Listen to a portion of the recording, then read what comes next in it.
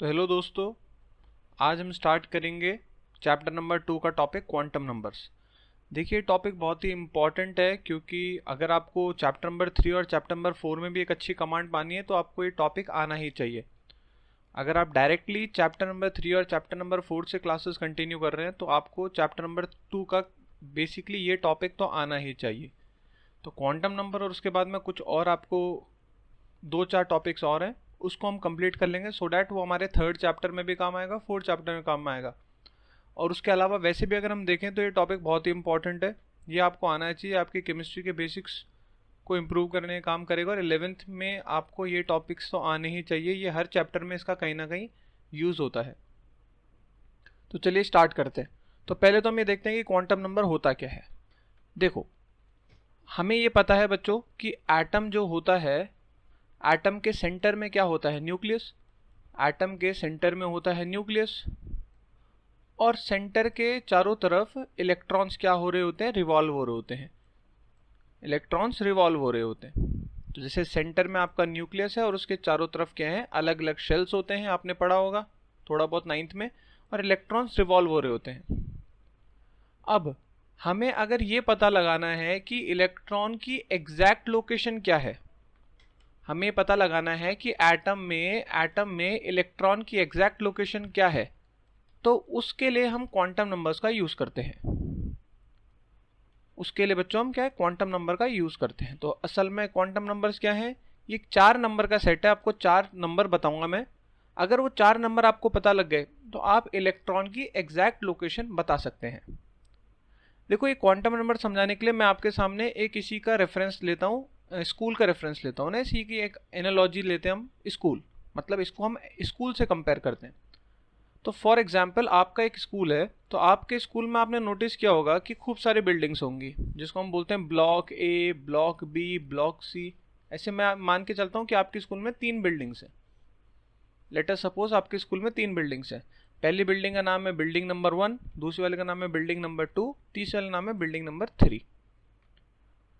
तो जैसे कि मान लीजिए आपके पेरेंट्स आपसे मिलने आए हैं स्कूल में और वो वहाँ के क्या है, पियोन से पूछ रहे हैं कि मेरा बच्चा कौन से रूम में मिलेगा। तो जो पियोन होगा वो आपके पेरेंट्स को कैसे बताएगा? तो सबसे पहले वो बताएगा कि आपका बच्चा कौन सी बिल्डिंग में। लेट अस सपोज पियोन ने बताया कि आपका बच्चा बिल्डिंग नंबर 1 में है। तो सबसे पहला डेटा तो आपके पेरेंट्स को क्या चाहिए होगा? ये पता करना पड़ेगा कि आपका बच्चा कौन सी बिल्डिंग में। चलिए, अगर बिल्डिंग पता लग गई तो उसके बाद वो क्या, आपके पेरेंट्स क्या पूछेंगे? बिल्डिंग में आपको पता होगा खूब सारे फ्लोर्स होते हैं, हर एक बिल्डिंग में खूब सारे फ्लोर्स होते हैं, याद करो। तो अब क्या बोलेंगे आपके पेरेंट्स पूछेंगे कौन से फ्लोर में। मान लो उन्होंने बोला, पियोन ने बोला कि 3rd फ्लोर पे, तो ये दूसरा डेटा की रिक्वायरमेंट होगी आपकी लोकेशन फाइंड आउट करने के लिए। अभी समझो, मैं आपको एटम और इलेक्ट्रॉन नहीं समझा रहा, अभी मैं आपको समझा रहा हूँ कि इसकी एक एग्जांपल दे रहा हूँ, इसी की आप एनालॉजी दे रहा हूँ। तो पहले सबसे पहली बात क्या याद रखनी है आपको कि सबसे पहले तो बिल्डिंग का नाम पता चला, उसके बाद क्या पता चला? फ्लोर। उसके बाद क्या पूछेंगे तुम्हारे घर वाले कि कौन से रूम में मिलेगा। मान लो 3rd फ्लोर पे, अब 3rd फ्लोर पे भी तो बच्चों खूब सारे रूम होंगे, तो कौन से रूम में मिलेगा? तो फिर जैसे मान लो उन्होंने, पियोन ने बोला 3rd रूम में, मान लेते, तो 3rd रूम में मिलेगा। तो ये आपको डेटा नंबर 3 हो गया। पहले बिल्डिंग पूछी, फिर आपने फ्लोर पूछा, फिर आपने रूम्स पूछे। अब यहाँ पे एक बात, एक ट्विस्ट याद कर लो कि जो रूम होगा ना बच्चों, हम इसको क्योंकि एटम से कंपेयर कर रहे हैं तो थोड़ी सी बातें वहाँ की भी लगाते हैं। एक रूम में बच्चों सिर्फ 2 ही बच्चे होंगे, याद रखेगा। मान के चलो कि एक रूम में कितने बच्चे होंगे? सिर्फ 2 ही बच्चे एग्जिस्ट करते हैं। और 2 बच्चे में भी एक बच्चा तो क्या होगा, जो ब्लैक बोर्ड की तरफ मुंह करके बैठा होगा, और दूसरा बच्चा है जो ऑपोजिट वॉल की तरफ मुंह करके बैठा होगा। ये बात समझने की कोशिश करो कि दोनों का जो डायरेक्शन है वो ऑपोजिट है। एक ब्लैक बोर्ड की तरफ मुंह करके बैठा होगा और दूसरा बच्चा ब्लैक बोर्ड की तरफ पीठ करके बैठा होगा, मतलब ऑपोजिट वॉल को फेस करके बैठा होगा। तो ये चौथी आपको क्या मिल गई? इंफॉर्मेशन हो गई। मान लो पियोन ने बोला कि क्या आपका बेटा क्या है, ब्लैक बोर्ड की तरफ मुंह करके बैठा होगा। तो ये 4 डेटा बहुत इंपॉर्टेंट है आपको, ठीक है? क्या? सबसे पहला बिल्डिंग, दूसरा क्या फ्लोर, तीसरा क्या रूम, और चौथा बच्चे की पोजीशन, कि बच्चा कैसे बैठा है। इस बात को दिमाग में बैठा लो क्योंकि एटम के केस में भी आपको ऐसी सारी बातें याद रखनी है। तो सिमिलरली एक एटम को फाइंड आउट करने के लिए भी आपको 4 डेटा की जरूरत होंगी। 4 डेटा की ज़रूरत होगी, जैसे कि लोकेशंस बताने के लिए, जैसे मैंने यहाँ पे बच्चे की लोकेशन बताने के लिए आपको 4 डेटा की रिक्वायरमेंट थी, वैसे ही किसी भी इलेक्ट्रॉन की पोजीशन बताने के लिए एटम में आपको 4 डेटा की ज़रूरत होगी। और वो 4 डेटा को हम क्या कहते हैं, उन 4 डेटा के सेट को क्या बोलते हैं, क्वांटम नंबर।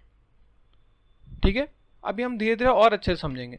जैसे क्वांटम नंबर की डेफिनेशन अगर बोलूँ तो क्या होगी, it is the set of 4 numbers, it is the set of 4 numbers which give complete information about an electron,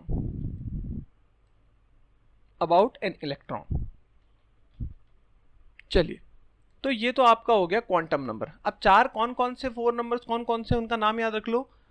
कौन कौन से 4 नंबर है, सबसे पहले वाले का नाम है बच्चों क्या है, principal quantum number, principal quantum number. Second वाले का नाम क्या है, azimuthal quantum number, azimuthal quantum number. Third वाले का नाम क्या है, मैग्नेटिक क्वांटम नंबर। और फोर्थ वाले का नाम क्या है, spin quantum number. 4 quantum numbers का नाम क्या है बच्चों, पहले वाले क्या है, प्रिंसिपल क्वांटम नंबर, इसका सिंबल बच्चों n होता है। Azimuthal quantum number symbol l होता है। एजीम्यूथल का एक और नाम होता है angular quantum number. Magnetic quantum number का सिंबल m होता है और स्पिन क्वांटम नंबर का सिंबल s होता है। तो n, l, m, s, ये 4 क्वांटम नंबर एग्जिस्ट करेंगे।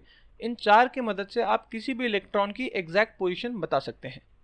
ठीक है, तो 1 बाय 1 चारों को डिस्कस करते हैं। सबसे पहला number 1, principal quantum number, principal quantum number.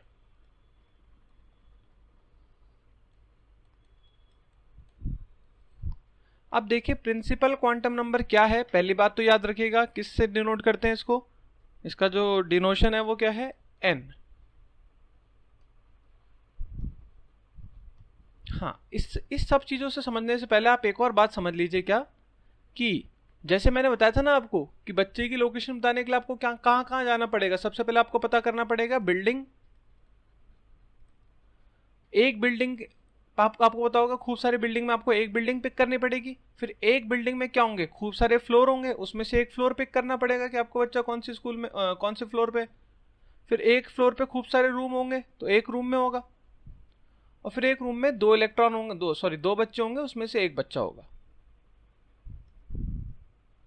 ये 4 थे पैटर्न्स। अब एटम में इन्हीं का हम देखते हैं क्या था। एटम को देखिए, एटम में क्या होगा, बिल्डिंग की जगह हम क्या बोलेंगे, शेल। याद रखिएगा शेल।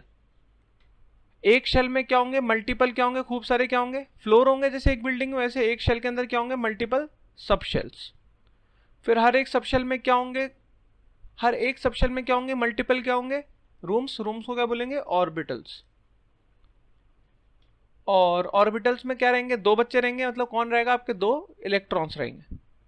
मतलब अगर मैं बताऊं तो अगर मान लो एक पूरी बिल्डिंग बना ली मैंने आपके सामने, तो ये तो कहलाएगा शेल। इसमें जो ये मान लो मैंने 3 डब्बे बनाए, मान लो ये देखो 4 बनाए मान लीजिए, तो ये 4 जो फ्लोर हैं ये क्या कहलाएंगे, चारों के चारों सब शेल्स। इन सब शेल्स के क्या है बच्चों, बीच में क्या है, हर एक फ्लोर में क्या है, खूब सारे कमरे होंगे।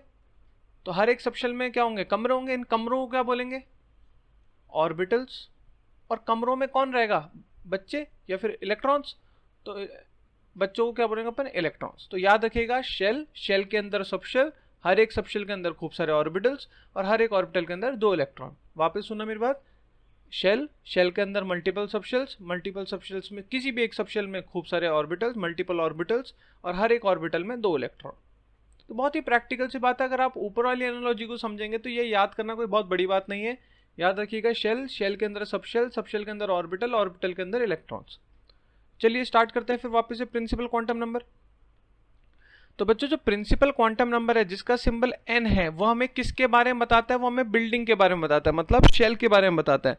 तो ये क्या रिप्रेजेंट करता है, याद रखिएगा, इट रिप्रेजेंट्स शेल। और शेल को हम क्या बोलते हैं, ऑर्बिट। ठीक है, तो ये शेल के बारे में बताएगा आपको, ठीक है, कि शेल कौन सा है। n की मदद से आप शेल पता लगा सकते हो। फिर दूसरे क्वांटम नंबर की मदद से किसका पता लगा पाओगे? सब शेल का। देखो यार ना, यहाँ पे पहले वाले से आप क्या पता लगा पाओगे? शेल के बारे में। दूसरे के बारे में किसके बारे में पता लगा पाओगे? आप सब शेल के बारे में। तीसरे नंबर के से आप किसका पता लगा पाओगे? ऑर्बिटल्स के बारे में। और चौथे नंबर से आप किसका पता लगा पाओगे? इलेक्ट्रॉन्स के बारे में। तो ये क्या रिप्रेजेंट करता है? प्रिंसिपल क्वांटम नंबर आपको शेल या ऑर्बिट को रिप्रेजेंट करता है, ठीक है। साथ ही साथ और क्या बात याद रखनी है आपको, कि इसकी मदद से आप क्या कर सकते हो? एन की मदद से, शेल की वजह से आप क्या कर सकते हो? साइज ऑफ एटम भी फाइंड आउट कर सकते हो, साइज ऑफ एटम। वैसे ये आपको तब समझ में आएगा जब आपने जो ये चैप्टर पहला वीडियो देख रहे हैं, मतलब इससे पहले चैप्टर उन्होंने कुछ नहीं पढ़ा है, तो उनको थोड़ा दिक्कत हो सकती है, तो वो इसको स्किप करें, कोई ज़्यादा काम नहीं आएगा आपको आगे। जब आप ये चैप्टर पढ़ लेंगे तब ये वापस आपको समझ में आ जाएगा। तो साइज ऑफ एटम बताने में भी इसका बहुत बड़ा रोल है, क्योंकि आपको पता होगा, मैंने आपको प्रीवियसली बताया था क्या, कि जो रेडियस है उसका फॉर्मूला क्या था? n² multiply by 0.53 angstrom. तो n का और r का रिलेशन है, साइज का और n का रिलेशन है, r is proportional to n²। इसीलिए क्या होता है, साइज ऑफ एटम बताने के लिए इसका बहुत बड़ा रोल होता है। किसका? प्रिंसिपल क्वांटम नंबर का, शेल का, ठीक है। जिनके पहला वीडियो है उनको ये समझ में नहीं आएगा तो वो स्किप करें, वो आपको आगे थर्ड और फोर्थ चैप्टर में ये वाला टॉपिक काम नहीं आएगा, ठीक है। आपको बस बेसिक लेआउट पता होना चाहिए, होता क्या ये शेल सब शेल बस। और n की वैल्यू, शेल की वैल्यू आपने पढ़ी होगी 9th क्लास में, स्टार्ट होती है 1 2 3 4। n की वैल्यू 1 2 3 1 से स्टार्ट होती है, याद रखिएगा, इस बात को दिमाग में बैठा लीजिए। n की वैल्यू 1 से स्टार्ट होती है। और इनके सिंबल्स क्या होते हैं याद रखना। n=1 का सिंबल क्या होता है याद करिए, कौन सा शेल कहलाता है? वो k शेल। 2 के लिए l शेल, 3 के लिए m शेल और 4 के लिए n शेल। पता ही होगा आपको, n=1 जो होता है, पहले शेल को हम k शेल से पुकारते हैं, याद रखिएगा, कैपिटल k है, सिंबल कैपिटल है। n=2 में हम क्या बोलते हैं उसको? l shell. थर्ड शेल को हम क्या बोलते हैं? n=3 को क्या बोलते हैं? m shell. और n=4 को क्या बोलते हैं? n shell. तो ये 4 शेल होते हैं k l m n। ये आपने 9th क्लास में पढ़े होंगे, इसको तो आपको याद हो गई, और नहीं भी याद है तो कोई बात नहीं, इसको याद कर लीजिए। k l m n 4 shell होते हैं, याद 4 नहीं, उसकी ज़्यादा भी होते हैं, फिर आगे o p q आ जाता है, बट अपने काम के फिलहाल 4 ही हैं। तो ये इसके सिंबल हो गए। साथ ही साथ क्या है बच्चों, आपने एक और चीज़ पढ़ी होगी, जिन्होंने चैप्टर शुरुआत से पढ़ रहे हैं उनको पता होगा ये, कि जो n होता है वो ऑल्सो एनर्जी फाइंड आउट करने के लिए भी काम में आता है। एनर्जी ऑफ एन एटम या energy of electron in an atom, इसके फॉर्मूले में भी आपका n आता है, याद करो, -n² / z², 13.6 इलेक्ट्रॉन वोल्ट पर एटम। तो n² से इसका रिलेशन है, ठीक है। तो एनर्जी निकाल के टाइम पे आपको n की यूज होती है। हाँ सॉरी, यहाँ पे मैंने गलत लिख दिया है, ध्यान से देखिएगा। एनर्जी का फॉर्मूला ये नहीं होता है, -z² / n² होता है इंटू 13.6 इलेक्ट्रॉन वोल्ट पर एटम। तो इस वाले को थोड़ा सा, सॉरी वो गलती हो गई, इसको यहाँ पे आप हटा दीजिएगा,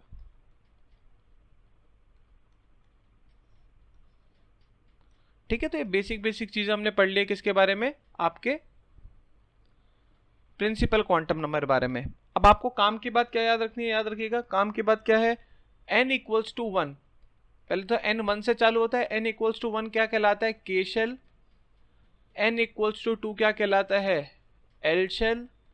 n=3 क्या कहलाता है? m shell. और n=4 क्या कहलाता है? n shell. इतनी बातों को दिमाग में बैठा लीजिएगा, बस काफ़ी है। तो ये हमारे प्रिंसिपल क्वांटम नंबर खत्म हो गया है, प्रिंसिपल क्वांटम नंबर खत्म हो गया है। अब हम चलते हैं आगे। अब दूसरा क्या है हमारे पास? दूसरा हमारे पास एजीम्यूथल क्वांटम नंबर या फिर एंगुलर क्वांटम नंबर। डिनोट किससे करते हैं इसको? एल से। हाँ, कुछ इससे पहले इसकी एक टेबल भी है, वो भी फटाफट देखना चाहो तो देख लो। एक बात याद रख लो, ये बात याद रख लो कि total number of electrons in nth shell, किसी भी शेल में टोटल नंबर ऑफ इलेक्ट्रॉन्स कितने होते हैं, ये आपने वैसे 9th में पढ़ा होगा। फॉर्मूला होता है 2n²। टू एन स्क्वायर, है ना। एन यहाँ पे शेल है, जैसे कि अगर एन इक्वल्स टू 1 है, के शेल में टोटल इलेक्ट्रॉन कितने होंगे, तो एन की वैल्यू 1 पुट करो तो 2 इलेक्ट्रॉन्स, ठीक है। एल शेल में कितने इलेक्ट्रॉन्स होंगे, एन की वैल्यू 2 पुट करो तो 2 का स्क्वायर 4, 4 2 जा 8 इलेक्ट्रॉन्स। फिर एम शेल में कितने होंगे, 3, एन के लिए 3 पुट करो, 3 का स्क्वायर 9, 9 2 जा 18 इलेक्ट्रॉन्स। और n equals to 4, n shell में कितने होंगे, एन के लिए 4 पुट करो, 4 स्क्वायर 16, 16 2 जा 32। तो ये आपको पता होगा, आपको 2 8 18 32, है ना। नहीं भी पता तो याद कर लीजिए, वैसे कुछ खास काम आएगा नहीं यहाँ पे। चलिए आगे चलते हैं। दूसरा बच्चों अपना azimuthal quantum number denoted by small L, small L. तो पहले तो हम इसके बारे में कुछ लिख लेते हैं, क्या कि डिनोटेड बाय क्या है, डिनोटेड बाय स्मॉल एल। अब एक बात याद रखिएगा, ये किसको रिप्रेजेंट करता है, किसको रिप्रेजेंट करता है, सबशेल्स को। साथ ही साथ बच्चों ये शेप ऑफ सबशेल भी बताता है कि सबशेल का शेप कैसा है, सबशेल का शेप कैसा है ये भी बताता है, ऑर्बिटल्स का शेप कैसा है ये भी बताता है। ये कैसे बताएगा आगे जाके मैं आपको बताऊंगा शेप्स वाले टॉपिक में। चलिए और क्या बताता है ये, ध्यान रखिएगा इसकी वैल्यू कहां से चालू होती है, इसकी वैल्यू कहां से चालू होती है। इसकी वैल्यू बच्चों डिपेंड करती है एन पे, डिपेंड्स ऑन एन। मतलब एजीमुथल क्वांटम नंबर की वैल्यू चालू होती है 0 से और खत्म होती है कहां तक, n-1 तक। n क्या था यहाँ पे, प्रिंसिपल क्वांटम नंबर शेल वाला। तो एक सबशेल की वैल्यूज जो होगी, किसी भी सबशेल्स की वैल्यू चालू होगी वो किस पे डिपेंड करेगी, 0 से स्टार्ट होगी और कहां पर खत्म होगी, n-1 पर खत्म होगी। ठीक है, इस बात को आप याद कर लीजिएगा, इस बात को आप याद कर लीजिएगा कि इसकी वैल्यू कहां से कहां तक लाई करती है, 0 से n-1 तक। कैसे लाई करती है, क्या होगा वो अभी मैं आपको बताऊंगा टेबल के थ्रू, अभी बस इसको एक बार देख लीजिए। और जैसे वहां पे सिंबल्स क्या थे, के एल एम एन, वैसे यहाँ पे सिंबल्स क्या होंगे, s p d f and then so on g h, वो अपने काम का नहीं है। एस पी डी एफ सारे सारे स्मॉल लेटर्स होंगे, याद रखिएगा, कैपिटल एक भी नहीं है, एस पी डी एफ। और एस क्या होगा याद रखिएगा, जिसकी वैल्यू 0 से स्टार्ट होगा। जैसे वहां पे एन की वैल्यू कहां से स्टार्ट हुई थी, 1 से, यहाँ क्या चालू होगी 0 से। तो एस की वैल्यू क्या होगी, एल इक्वल्स टू 0। पी की वैल्यू क्या होगी, एल इक्वल्स टू 1। डी की वैल्यू क्या होगी, एल इक्वल्स टू 2। और एफ की वैल्यू क्या होगी, एल इक्वल्स टू 3। मतलब क्या है बच्चों कि जैसे हमने वहां शेल पढ़ा था के एल एम एन, इसकी एन की वैल्यू क्या थी, स्मॉल एन की वैल्यू क्या थी, 1 2 3 4, प्रिंसिपल क्वांटम नंबर ये था इसका। सिमिलरली सबशेल बताने के लिए हमें क्या चाहिए होता है, एस पी डी एफ की जरूरत होती है, ये इसके सिंबल्स होता है। और इसके लिए एल की वैल्यू क्या होती है, 0 1 2 3। याद रखिएगा, इस बात को दिमाग में बैठा लीजिए, इस बात को दिमाग में बैठा लीजिएगा। अब देखो कुछ बातें और याद कर लो, तो वैसे आगे हम डिस्कस करेंगे। जो एस सबशेल होता है उसका शेप कैसा होता है याद रखिएगा, उसका शेप कैसा होता है, उसका शेप होता है स्फेरिकल। इसे आगे डिस्कस करेंगे डिटेल में, बट अभी सुन लो। पी सबशेल का शेप कैसा होता है, डंबल, डंबल सा शेप होता है। डंबल मतलब डंबल होता है आपका इस शेप का, इन्फिनिटी के शेप का। और डी का शेप कैसा होता है, double dumbbell, double dumbbell, 2 dumbbell. Dumbbell जानते हो ना, वो एक्सरसाइज करने वाले, वही वाले डंबल है ये, डबल डंबल। डबल डंबल कैसे होंगे, एक ऐसा और दूसरा ऐसा। और एफ सबशेल का शेप क्या होता है वो आइडेंटिफाई करना हमारे लिए फिलहाल मुश्किल है, तो हम क्या लिख लेते हैं, सीधा सीधा कॉम्प्लेक्स, उसका कोई शेप नहीं बनाते, कॉम्प्लेक्स स्ट्रक्चर। ठीक है, इस बात को याद रखिए। और वैल्यूज को याद करिए बच्चों, वैल्यूज, वैल्यूज का क्या याद रखना है आपको, कि अगर मैं वैल्यूज का जिक्र करूं तो वैल्यूज में याद रखिएगा आपके जो सबशेल है वो स्टार्ट होते हैं कहां से, एल इक्वल्स टू 0 पे। तो एल इक्वल्स टू 0 वाले को क्या बोलेंगे हम, एस सबशेल, याद रखिएगा, इसको याद दिमाग में बिठाइए। L equals to 0 S subshell, L equals to 1 क्या होगा, पी सबशेल, इसको दिमाग में बिठाइए सारी चीजें। एल इक्वल्स टू 2 क्या होगा, डी सबशेल। और एल इक्वल्स टू 3 क्या होगा, F subshell. L equals to 1 S sub L equals to 0 S subshell, L equals to 1 P subshell, L equals to 2 D सब shell और L equals to 3 F subshell. अब एक और बात याद रखिए, देखो इंपॉर्टेंट बात याद रखिए कि हमेशा जो शेल का नंबर होगा ना वो सब शेल से हमेशा क्या होगा, बड़ा होगा। इस बात को दिमाग में बिठा लीजिए, जो शेल का नंबर होगा वो सब शेल से बड़ा होगा। शेल कभी भी सब शेल के बराबर नहीं हो सकता, मतलब n की वैल्यू कभी भी l के बराबर नहीं हो सकती, ना ही n कभी छोटा हो सकता है l से। ये दोनों ही चीजें पॉसिबल नहीं है, याद रखिएगा n हमेशा l से बड़ा होगा। मतलब शेल क्या होगा, हमेशा सब शेल से उनका नंबर ज्यादा होगा। नंबर का मतलब यहाँ पे उनकी वैल्यू है, याद रखिएगा। यहाँ l इक्वल्स टू 0 का मतलब ये नहीं है कि वो 0 है, 0 मतलब उसकी वैल्यू है। जैसे मान लो कि कोई एक क्रिकेटर है, उसके टी शर्ट के पीछे 0 लिखा है, इसका मतलब क्या है, वो 0 थोड़ी ना है, उसकी नंबर है, बस वो नंबर है, बस उस नंबर से उसको डिनोट करते हैं, खत्म कहानी। ये डिनोशन वाले नंबर है, इसमें ज़्यादा कंफ्यूज नहीं होना है। अब समझो मैं क्या कहना चाह रहा हूँ। ऐसा समझो, सीधी सी बात अगर मैं आपको समझाऊँ कि अगर मैं बोलूँ कि थर्ड शेल, जैसे मैं बोलूँ फर्स्ट शेल, तो फर्स्ट शेल मतलब n इक्वल्स टू 1, कौन सा शेल कहलाता है, के शेल कहलाता है। तो मैंने अभी बताया था, याद करो कि वैल्यू कहाँ से कहाँ लाई करती है, 0 से लेके n-1 तक।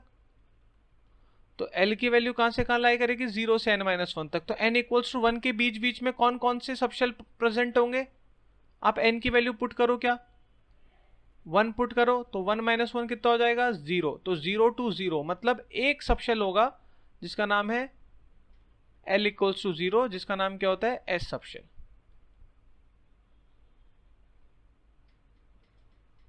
अब n इक्वल्स टू 2 देखते हैं, अभी समझ में आएगा, टेंशन मत लो। n इक्वल्स टू 2 हो गया आपका कौन सा, के एल शेल है ना, एल शेल।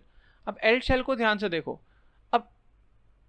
अब देखो ध्यान से सुनना, जो आपका एजीमुथल क्वांटम नंबर होगा स्मॉल एल होगा, उसकी वैल्यू कहां से कहां लाई करेगी, बताया था मैंने, 0 to n-1, इस बीच में सारे के सारे आपके लाई करेंगे।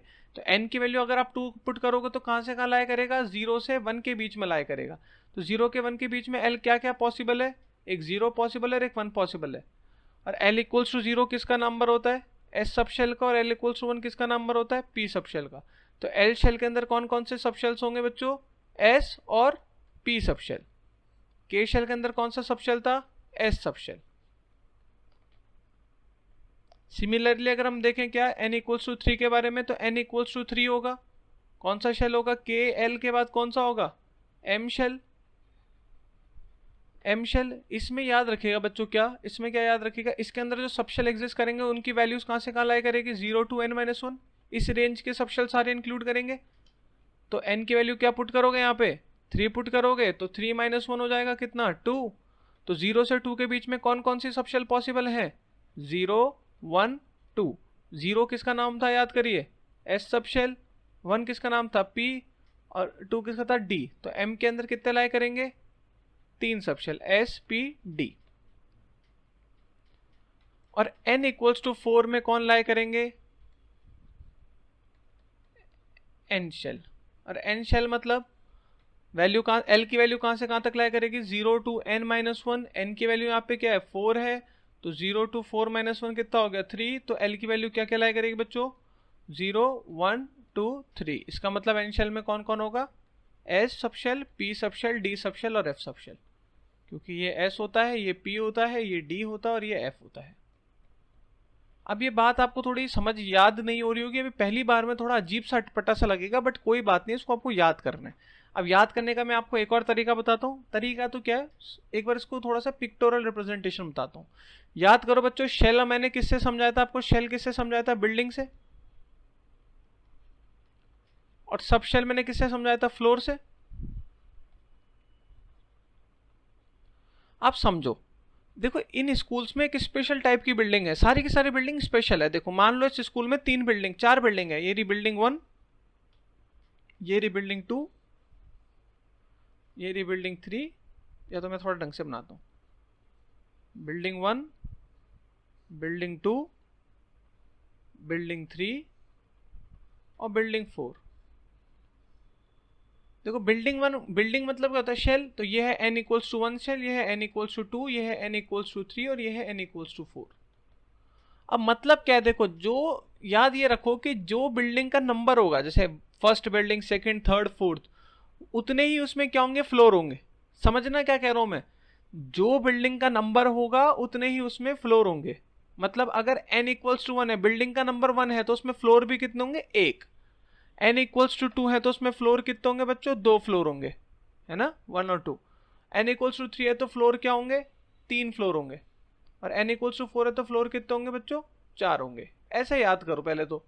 क्या? जो बिल्डिंग का नंबर है, जो शेल का नंबर है, उसमें total number of sub shell भी उतने ही होंगे। Total number of sub shell भी उतने ही होंगे। अगर मैं आपसे फ्यूचर में पूछता हूं क्या कि अगर n इक्वल्स टू 8 है तो उसमें सब शेल्स का नंबर कितना होगा? टोटल नंबर ऑफ सब शेल्स कितने होंगे? वो कितने होंगे बच्चों? 8 ही होंगे। नंबर ऑफ सब शेल्स कितने होंगे? 8। ठीक है। अब याद करो सब शेल्स की वैल्यू मैंने बहुत बता रहा है, चालू कहां से होती है? सब शेल की वैल्यू 0 से चालू होती है, याद रखिएगा। 0 से। और 0 वाले सब शेल को s बोलते हैं, फर्स्ट वाले को p बोलते हैं, सेकंड वाले को d बोलते हैं, और फोर्थ वाले को f बोलते हैं। मतलब थर्ड वाले l इक्वल्स टू 3 को f बोलते हैं। बात याद रखिएगा। बिल्डिंग से मैं आपको याद कराता हूं, आपने अगर थोड़ा मॉल वॉल गए होंगे तो ग्राउंड फ्लोर को हम 0 फ्लोर भी कहते हैं, याद करो। फिर फर्स्ट फ्लोर को 1, फिर 2, फिर 3, तो इसलिए 0 से चालू हो रहा है, 0 से चालू हो रहा है। तो आप समझने की कोशिश करना। जो पहली बिल्डिंग है उसमें सिर्फ और सिर्फ कौन सा फ्लोर होगा? Ground floor. मतलब l इक्वल्स टू 0, मतलब कौन सा सबशेल होगा? ये s subshell. n equals to 2 में कितने फ्लोर होंगे? 2 फ्लोर होंगे। इसकी वैल्यू होगी l इक्वल्स टू 0, इसकी होगी l इक्वल्स टू 1, मतलब s सबशेल और p सबशेल। इसमें क्या होगा? l equals to 0, l equals to 1, l equals to 2। याद रखिएगा 0 से चालू होता है, तो s subshell, p subshell, d subshell. और फोर्थ वाले में क्या होगा? l equals to 0, l equals to 1, l equals to 2 और l इक्वल्स टू 3, मतलब s subshell, p subshell, d subshell, f subshell. तो अगर हम समझे यहाँ से, तो फर्स्ट शेल में सिर्फ और सिर्फ s सबशेल होगा। सेकंड शेल में आपके पास s सबशेल और p सबशेल दोनों होंगे। थर्ड शेल में आपके पास s subshell, p subshell, d subshell तीनों होंगे। और फोर्थ में आपके s, p, d, f चारों होंगे। अब फिफ्थ में देखेंगे तो अपना g भी आ जाएगा, बट अभी फिलहाल उसको छोड़ो। तो ये आपको मेरे हिसाब से थोड़ा बहुत समझ में आ गया होगा, अब तक थोड़ा थोड़ा आने लग गया होगा। ठीक है, आई होप आपको आ रहा हो। ठीक, चलिए तो अब हम आगे चलते हैं फिर। अब देखिए, अब इसके बाद एक और बात सुन लीजिए। अब एक सबशेल या एक फ्लोर में क्या होते हैं? कमरे होते हैं, याद कर रहा हूँ। हर एक फ्लोर में कमरे होते हैं, तो उनको हम ऑर्बिटल्स कहते हैं, याद करके। तो याद रखिएगा number of orbitals in a subshell वो कितने होते हैं, ये भी याद कर लीजिए साथ ही साथ। Number of orbitals in a subshell वो कितने होते हैं बच्चों? याद करना। क्या वो होते हैं? 2l+1। 2l+1 होते हैं, याद रखिएगा। कितने? 2l+1। इसका मतलब अगर मैं s सबशेल की बात करूं तो उसमें कितने कमरे होंगे इस फॉर्मूले के हिसाब से? देखो l की वैल्यू क्या होती है सबशेल के लिए? l की वैल्यू होती है 0। तो टोटल कमरे कितने हो जाएंगे? 2 इंटू, सॉरी थोड़ा इसमें ढंग से लिखो। हाँ, कितने हो जाएंगे? 2 मल्टीप्लाई बाय 0+1, तो कितना हो गया? 1। तो s सबशेल में कितने कमरे होंगे? सिर्फ एक कमरा होगा, एक कमरा होगा। ठीक है, बात करते हैं अपन p सबशेल की। तो p सबशेल अगर मैं आपके सामने बनाऊं तो इसकी l की वैल्यू क्या होती है? 1 होती है, याद करो। तो 2 इंटू 1+1, l की वैल्यू 1 पुट की इस फॉर्मूले में, याद करिए। तो कितना हो जाएगा? 3। मतलब p सबशेल की, अगर मान लो ये p सबशेल है तो इसमें कितने कमरे होंगे, कितने ऑर्बिटल्स होंगे? 3 ऑर्बिटल्स होंगे। सिमिलरली अगर मैं d सबशेल बनाऊं, d सबशेल जिसकी l की वैल्यू होगी 2, तो पुट करो 2 इंटू 2+1, कितना हो जाएगा? 5। इसका मतलब डी सबशेल में कितने कमरे होंगे बच्चों? कितने ऑर्बिटल्स होंगे डी सबशेल में? 5 ऑर्बिटल्स। सिमिलरली अगर मैं एफ सबशेल बनाऊं तो l इक्वल्स टू 3, तो इसमें कितने कमरे होंगे? 2 इंटू 3+1 दैट इज 7। मतलब एफ सबशेल में कितने कमरे होंगे, कितने ऑर्बिटल होंगे? 1 2 3 4 5 6 7। तो 7 आप पास ऑर्बिटल्स होंगे। तो याद रखिएगा एस सबशेल में 1 डब्बा, पी सबशेल में 3 डब्बे, डी सबशेल में 5 डब्बे और एफ सबशेल में 7 डब्बे। मतलब इसी डायग्राम को अब मैं थोड़ा सा अगर मॉडिफाई कर दूं, देखो थोड़ा सा मॉडिफाई कर दूं इस डायग्राम को ही, ध्यान से देखो। तो पहले वाले का नाम क्या था? पहले वाले में सिर्फ कौन सा सबशेल था आपका? S subshell. तो एक ही डब्बा है, देखो इसमें, इस फ्लोर में एक ही रूम होगा। अब ये कौन सा है? ये एस है। और याद करो ये कौन सा था? पी था। तो एस में एक ही रूम होगा और पी में कितने होंगे? 3। पी में 3 होंगे, याद करो। देखो 1 2 3। ऐसे इधर देखे तो नीचे वाले का नाम एस था, इसका नाम पी था, इसका नाम डी था।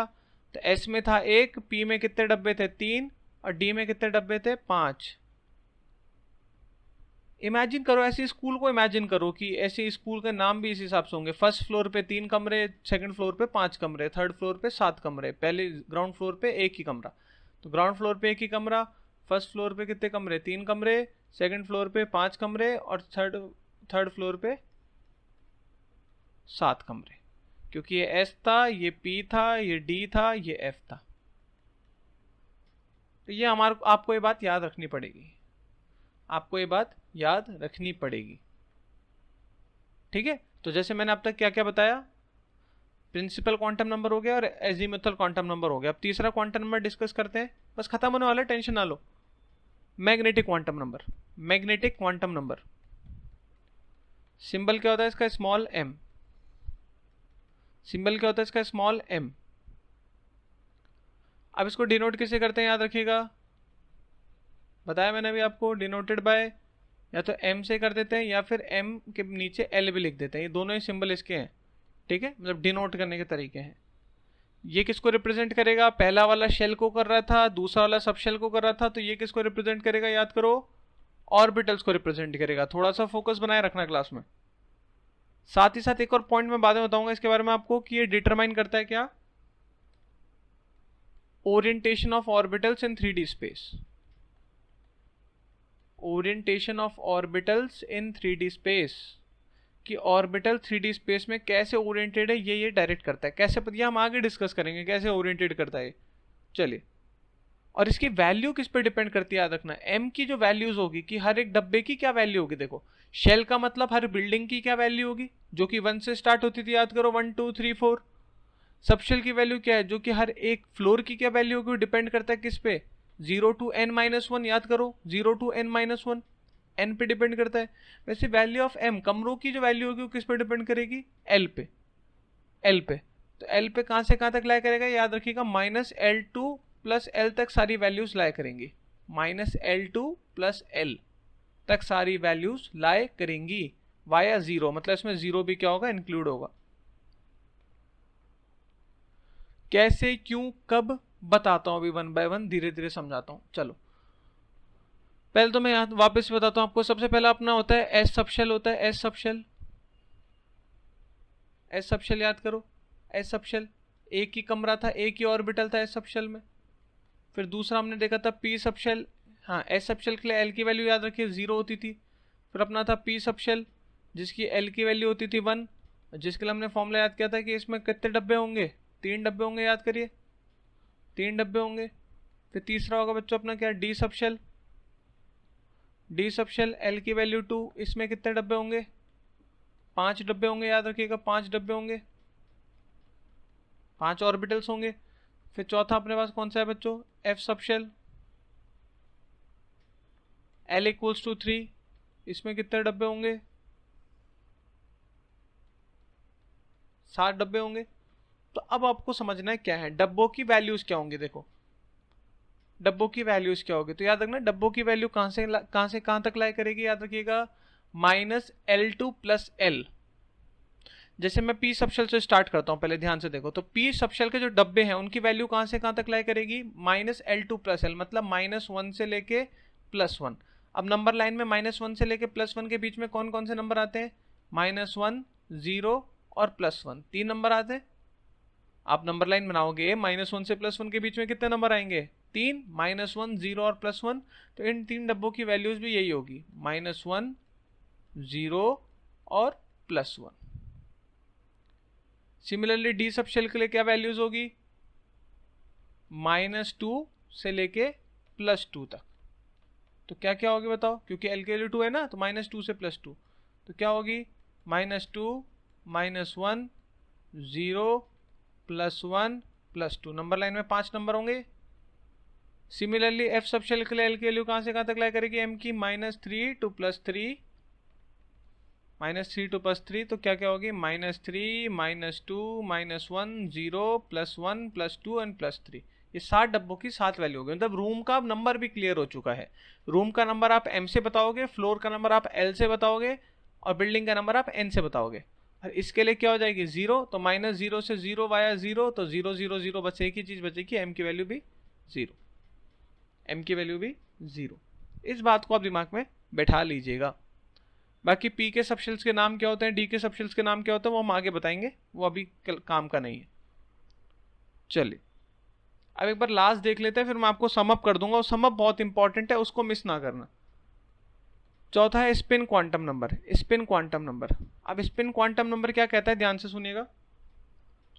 स्पिन क्वांटम नंबर कुछ नहीं कहता बच्चों। स्पिन क्वांटम नंबर सिंपली ये कहता है कि आपका जो एक ऑर्बिटल होगा ना, एक ऑर्बिटल है, एक कमरे में सिर्फ मैक्सिमम 2 इलेक्ट्रॉन रह सकते हैं, और ये स्पिन की डायरेक्शन बताता है। स्पिन क्वांटम नंबर क्या आपको इलेक्ट्रॉन की स्पिन की डायरेक्शन बताता है। अब इसकी स्पिन का मतलब क्या हुआ, स्पिन का मतलब बच्चों कुछ नहीं हुआ। देखो एक डब्बे में, हमेशा याद रखिएगा, आगे मैं इसमें डिस्कस करेंगे अपन कि एक डब्बे में सिर्फ 2 इलेक्ट्रॉन रह सकते हैं। आगे एक प्रिंसिपल आएगा, वो आपको और ढंग से समझाएगा। सभी तो क्या याद रख लो कि एक डब्बे में 2 इलेक्ट्रॉन रह सकते हैं, एक डब्बे में 2 इलेक्ट्रॉन रह सकते हैं। और क्योंकि इलेक्ट्रॉन एक चार्ज पार्टिकल है, तो अगर दोनों इलेक्ट्रॉन्स को एक ही डब्बे में रहना है, आपको पता होना चाहिए बच्चों क्या, जो इलेक्ट्रॉन होता है वो क्या है, न्यूक्लियस के चारों तरफ रिवॉल्व तो होता ही है, साथ ही साथ वो अपनी एक्सिस पर क्या होता है, रोटेट भी होता है।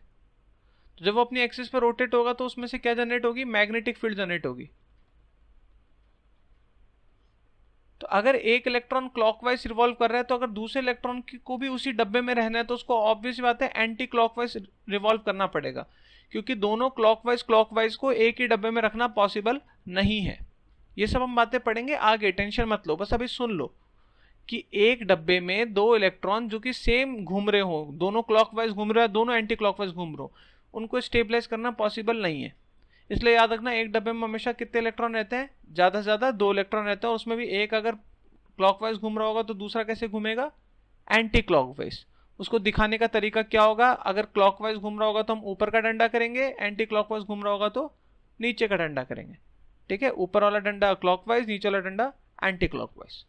तो बस अभी क्या याद रखना है, स्पिन क्वांटम नंबर आपको क्या बताता है, ये आपको इलेक्ट्रॉन की स्पिन के बारे में बताता है। ये डिटरमाइन करता है क्या, पहले इसका सिंबल क्या है, तो सॉरी डिनोट किससे करते हैं, याद रखिएगा, denoted by small L, sorry denoted by S और एम एस। और ये क्या रिप्रेजेंट करता है, ये रिप्रेजेंट करता है डायरेक्शन ऑफ स्पिन को, कि इलेक्ट्रॉन की स्पिन कहाँ हो रही है। इस इलेक्ट्रॉन क्या क्लॉकवाइज मूव कर रहा है या एंटी क्लॉकवाइज मूव कर रहा है। अगर क्लॉकवाइज मूव करेगा तो एस की वैल्यू रट लेना कितनी होगी, +½ और एंटी क्लॉकवाइज मूव करेगा तो इसकी वैल्यू कितनी होगी, -½ ये होगी क्या क्लॉकवाइज के लिए, और ये होगी आपके किसके लिए, एंटी क्लॉकवाइज के लिए, एंटी क्लॉकवाइज के, क्लॉकवाइज और एंटी क्लॉकवाइज। क्लॉकवाइज के लिए क्या होगा, ये सिंबल होगा, और एंटी क्लॉकवाइज के लिए ये सिंबल होगा। इसको हम बाद में डिस्कस करेंगे, टेंशन मत लो, पॉली एक्सक्लूजन प्रिंसिपल पढ़ेंगे, वहां पे डिटेल में देखेंगे। बस याद रखना एक डब्बे में 2 इलेक्ट्रॉन रह सकते हैं, और एक का अगर पॉजिटिव होगा तो दूसरे को नेगेटिव होना पड़ेगा, सीधी बात है। कभी भी एक डब्बे में 2 पॉजिटिव नहीं हो सकते। वो क्यों नहीं होंगे, क्या नहीं होंगे, मैं भी आपको थोड़ी देर बाद बताऊंगा, टेंशन ना लीजिए। अब मैं एक बार फाइनली समराइज कर देता हूं क्या क्या था पूरा स्टोरी। देखो हमने 4 क्वांटम नंबर पढ़े, एन एल एम एस, याद करिए एन एल एम एस पढ़े। एन रिप्रेजेंट करता था शेल के बारे में, एस रिप्रेजेंट करता था सब शेल के बारे में, एम रिप्रेजेंट करता था ऑर्बिटल को, और एस रिप्रेजेंट करता था इलेक्ट्रॉन्स के बारे में। याद रखिएगा इसके लिए हम एन की वैल्यू 1 से स्टार्ट होती है, 1 2 3 4, इसकी वैल्यू 0 से लेके n-1 तक चालू होती है, और इसकी वैल्यू कहाँ से होती है, -L2 + L। याद करिए थोड़ा ढंग से अगर मैं बताऊं तो, अगर पहला जो शेल होगा, याद रखिएगा जो पहला जो शेल होगा है ना, पहला शेल, उसमें सब शेल भी कितने होंगे, 1 होंगे, और ऑर्बिटल भी कितना होगा, 1 होगा। बिल्डिंग नंबर 1 में फ्लोर भी 1 होगा, और पहले वाले में तो कौन सा होता है, याद करो पहला सबशेल कौन सा होता है, एस सबशेल, तो एस सबशेल में तो कमरे भी नहीं होते। सिमिलर अगर मैं आपके सामने दूसरी बिल्डिंग बनाऊं n=2, तो इसमें सबशेल कितने होंगे, 2 होंगे, एक होगा एस सबशेल और दूसरा कौन सा होगा, पी सबशेल। एस सबशेल के लिए एल की वैल्यू क्या होगी, 0, और पी सबशेल के लिए एल की वैल्यू क्या होगी, 1। ठीक है, एस सबशेल में कितने ऑर्बिटल्स होंगे, कितने डब्बे होंगे, 1। पी सबशेल में कितने ऑर्बिटल्स होंगे, 3, ये देखो 3। ठीक है, ये देखो 1 2 3, वैल्यू क्या क्या होगी इसकी, -1 0 +1, याद करो -L to L। अगली बात क्या याद रखनी है आपको, n = 3। अब n = 3 में क्या होंगे, 3 फ्लोर होंगे, 3 फ्लोर होंगे, पहला फ्लोर S का, दूसरा फ्लोर P का, तीसरा फ्लोर D का। ठीक है, बना के नहीं आना, बस ये समझना है। इसको हम बोलेंगे L = 0 S subshell, L = 1 P subshell, L = 2 D subshell. अब L = 1 0 में तो क्या होगा, एक ही डब्बा होगा, एक ही ऑर्बिटल होगा। L = 1 में कितने ऑर्बिटल होंगे, 3 ऑर्बिटल होंगे, 3 डब्बे बनाओगे, वैल्यू -1 0 और +1। और L = 2 में क्या होगा, 5 डब्बे होंगे, वैल्यू कहां से कहां तक लाया करेगी, -2 -1 0 +1 और +2। और n = 4 में कितना होगा आपको बताइए, S subshell, P subshell, D subshell और F सबशेल। इसमें P में 3, D में 5 और F में 7। सेम पैटर्न चलेगा, L = 0 L = 1 L = 2 L = 3। अब इसको दिमाग में बैठा लीजिएगा अच्छे से, ठीक है, यही है काम की बात है, यही है काम की बात है। n याद रखिएगा, कभी भी L से छोटा नहीं हो सकता, हमेशा L से बड़ा ही होगा, इस बात को भी दिमाग में बिठा लीजिएगा। फर्स्ट शेल में सिर्फ S का इंट्रोडक्शन होता है, सेकंड शेल में S भी आ चुका है, P भी आ चुका है, देखो P सबशेल और S सबशेल। थर्ड शेल में आपके पास S सबशेल भी दिख रहा है, P भी दिख रहा है, D भी दिख रहा है। और फोर्थ शेल में आपको S भी दिख रहा है, P भी दिख रहा है, D भी दिख रहा है, F भी दिख रहा है। तो इस बात को भी दिमाग में बिठा लीजिए क्या, कि फर्स्ट शेल में आपको सिर्फ S सबशेल दिखेगा, सेकंड शेल में सबसे पहली बार आपको P सबशेल दिखेगा, थर्ड शेल में सबसे पहली बार आपको D सबशेल दिखेगा, और फोर्थ शेल में आपको सबसे पहली बार F सबशेल दिखेगा। तो ये आपका मोटा मोटा क्वांटम नंबर हो चुका है। इसके कुछ हम एग्जाम्पल्स भी देख लेंगे, जिससे कि थोड़ा क्लियर हो जाए अपने को। एग्जाम्पल्स क्या है, ध्यान से सुनो। जैसे मैं बोलता हूँ आपके सामने 3p, तो 3p का मतलब क्या है, n की वैल्यू कितनी हो गई 3, और p मतलब क्या हो गया, p का मतलब क्या हो गया, l की वैल्यू क्या हो गई, p क्या होता है याद करो, SPDF सेकेंड नंबर पे, तो l की वैल्यू क्या हो गई 1। मैं आपके सामने लिखता हूँ, ध्यान से सुनना, 2d, तो 2d में क्या होगा याद करो, n की वैल्यू क्या हो गई। देखो जब भी लिखने का तरीका क्या है, जो आगे नंबर लिखता हूँ ना हमेशा n होता है, वो शेल को रिप्रेजेंट करता है। तो n की वैल्यू तो हमेशा क्या होगी 3। इससे देख के आपने क्या बताया कि n की वैल्यू तो क्या हो गई 3। और p को देख के याद करो, p क्या होता है, p के लिए आपको मैंने बताया था, s सबशेल मतलब l की वैल्यू 0, p सबशेल मतलब l की वैल्यू 1, d सबशेल मतलब l की वैल्यू 2, और f सबशेल मतलब l की वैल्यू 3, है ना। तो यहां से आप दिमाग लगाओ क्या, कि p के लिए n की वैल्यू l की वैल्यू क्या हो जाएगी, l की वैल्यू क्या हो जाएगी 1 हो जाएगी। d अब देखो सेकंड यहाँ 2 लिखा है, 2 का मतलब n की वैल्यू क्या हो गई 2, जो नंबर लिखा होगा वही n होगा, याद रखिएगा। n शेल जो होता है वो सबसे पहले लिखा जाता है, और d क्या होगा आपका l, तो l क्या होता है d के लिए क्या होता है याद करो, SPD, तो तीसरे नंबर पे आता है, मतलब 0 1 2 2। अब मेरे को बताओ यहाँ पे n और l क्या हो गया, सेम हो गया। और मैंने क्या बताया था हमेशा बच्चों, n क्या होना चाहिए, हमेशा l से बड़ा होना चाहिए। तो क्या ये एग्जाम्पल करेक्ट एग्जाम्पल है, तो ध्यान रखिएगा। ऐसे सवाल भी आते हैं कि ये एग्जाम्पल क्या करेक्ट एग्जाम्पल है या नहीं है, तो याद रखिएगा वो करेक्ट एग्जाम्पल का पार्ट नहीं है। तो 2d क्या है, गलत है, करेक्ट एग्जाम्पल नहीं है। क्यों नहीं है 2d, क्योंकि 2d में n की वैल्यू भी l है 2 है, और l की वैल्यू भी 2 है, which is not possible, which is not possible. अब कुछ और बातें भी अभी सुन लो, बाद में दिक्कत होगी, ठीक है। कुछ और बातें अभी सुन लो, बाद में दिक्कत होगी। वो बातें क्या है, ध्यान से सुनो। मैंने अभी आपको क्या बताया था कि S सबशेल जो है उसमें कितने ऑर्बिटल होते हैं, एक ऑर्बिटल होता है। इसकी m की वैल्यू कितनी होती है 0, और l की वैल्यू भी क्या होती है 0। फिर आप याद करो p सबशेल जो था, p सबशेल की l की वैल्यू क्या थी, एजीमुथल क्वांटम नंबर कितना था 1, और इसमें कितने डब्बे होते हैं याद करो, p सबशेल में 3 डब्बे होते थे। और m की वैल्यू क्या क्या होती थी याद करो, l के लिए 1 होती थी, m की वैल्यू क्या क्या होती थी, -1 0 और +1। अब डब्बों का नाम क्या क्या होता है, ध्यान से सुनना। जो 3 डब्बे होते हैं ना, इन 3 डब्बों में इनका कुछ नाम भी होता है। इनका नाम क्या होता है, ध्यान से सुनना। इनको किस नाम से पुकारा जाता है, PX, PY और PZ। जो 3 डब्बे हैं उसमें से एक डब्बे का नाम PX है, दूसरे का PY है, और तीसरे का PZ है, ठीक है। ये 3 डब्बों के नाम है, PX, PY और PZ, जो भी है, ठीक है। एरोहेड यहां कर देना। अब कौन सा पी एक्स के लिए एम की वैल्यू क्या होगी, पी वाई के लिए एम की वैल्यू क्या होगी और पी जेड के लिए एम की वैल्यू क्या होगी, ये अपन देखते हैं। ध्यान से सुनना, जो पी जेड है ना बच्चों, पी जेड के लिए एम की वैल्यू क्या होती है, याद रखिएगा 0, ये फिक्स है। पी जेड के लिए एम की वैल्यू क्या है, 0, ठीक है। पी जेड के लिए एम की वैल्यू क्या है, 0। और पी एक्स और पी वाई के लिए क्या होती है, +1 -1 या फिर -1 +1। हमें कंफर्म नहीं है, कुछ बुक में +1 लिखा रहता है पी एक्स के लिए, कुछ बुक में -1 लिखा रहता है। इसका सीधा सा मतलब क्या है कि अगर पी एक्स की वैल्यू +1 होगी तो पी वाई की क्या होगी, -1, और अगर पी एक्स की कितनी होगी, -1 होगी, तो पी वाई की क्या होगी, +1। वापस सुनो क्या बोला मैंने, पी सबशेल में कितने ऑर्बिटल्स होते हैं, 3 ऑर्बिटल्स होते हैं। तीनों ऑर्बिटल्स की वैल्यू क्या होती है, m equals to -1, m equals to 0 और m इक्वल्स टू +1। तो एक बात तो याद रख लो, m इक्वल्स टू 0 वाला कौन सा ऑर्बिटल होगा, pz। अब इन दोनों में कौन क्या होगा वो हमें कैसे पता लगाना है, पता नहीं लगाना है अपने को, बस अपने को याद रखना चाहिए। अगर ये वाले को मैंने px बोला तो ये वाला py हो जाएगा, अगर इस वाले को मैंने py बोला तो ये वाला px हो जाएगा। pz फिक्स है, कौन होता है, जिसकी m की वैल्यू क्या होती है, 0 होती है। ठीक, ये पी सबशेल के बारे में हो गया। एफ के बारे में तो हम कुछ पढ़ते नहीं, अब डी सबशेल के बारे में भी एक बार फटाफट देख लो। डी सबशेल याद रखिएगा, डी सबशेल आपको बताइए एल की वैल्यू क्या होती है, डी सबशेल में 2 होती है। एम की वैल्यू फिर कहां से कहां तक लाया करेगी, याद करो, -2 से +2 वाया 0 होते हुए जाएगी। मतलब एम की वैल्यू क्या क्या हो सकती है, -2 -1 0 +1 और +2। अब जो 5 डब्बे होते हैं ना डी में, इन 5 डब्बों के नाम क्या क्या होते हैं वैसे तो हम आगे डिस्कस करेंगे, बट अभी सुन लो। इनमें 5 डब्बों के नाम होते हैं DXY, DYZ, DXZ, DX² -Y² और DZ²। ये 5 डब्बों के नाम होते हैं, क्या, DXY, DYZ, DXZ, DX² -Y² और DZ²।